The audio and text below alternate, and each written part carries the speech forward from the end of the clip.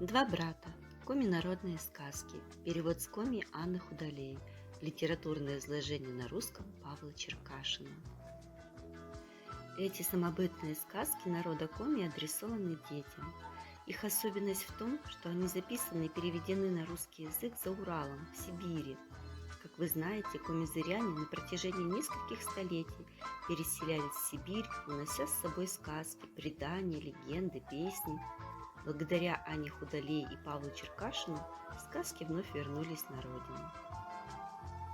Два брата. В одной небольшой деревне жили-были два брата. Небогато жили. Вот поехал старший брат в город жить. Стал он там работать, много денег зарабатывать. Так много, что вскоре дом себе построил, красивый, как дворец. Загордился, в родную деревню к матери с отцом и глаза не покажет. А про то, чтобы гостинцы им послать, и совсем речи нет. А младший брат остался жить в деревне, престарелым родителям помогать. Жил он бедно, и было у него много детей, мало-мало меньше.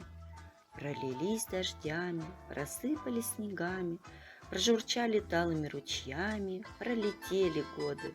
И вырос у бедного брата старший сын и говорит однажды отцу: «Отец, отпусти меня в город на заработки. И вам с матушкой меньше ртов кормить, и я денег накоплю, да вернусь домой с подарками». «Поезжай, сын», — говорит бедняк. «У меня в городе живет брат старший, может, и свидитесь. Глядишь, пособит тебе с работой да с жильем». Паренек смышленый был, приехал он в город, поспрашивал людей и нашел своего дядьку. Приходит он к нему домой и говорит: «Здравствуй, дядюшка, я твой родной племянник, приехал из деревни работу искать, пусти меня на квартиру». А дядя думает: зачем это я вдруг бедного брата сыновей пускать буду, чтоб меня объедали? И говорит племяннику: «Что-то ты путаешь, паренек, нет у меня в деревне никакого брата, я с рождения городской». Смекнул племянник, что к чему, и отвечает: «Ну что ж, видать, и в самом деле обознался. Ну да ничего, не пропаду. Мать-то с отцом недавно умерли, а я наш дом и всю утварь за 10 тысяч рублей продал. Вот с этими деньгами в город и приехал. Так что, если что, если я дядюшку не найду, все равно смогу устроиться». «О, постой, постой!» — воскликнул дядька. И вся спесь с него разом слетела. «Как же вспомнил, был у меня в деревне младший брат. Какая радость, племянничек, что ты нашел меня в большом городе. Ну, дорогой родственник, проходи, заселяйся в мой дом и живи сколько тебе угодно». Так смекалка племянника победила жадность дяди.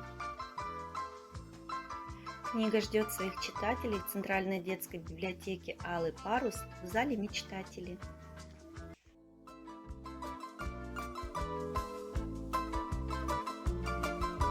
Сказки гуляют по свету, ночь запрягая в карету.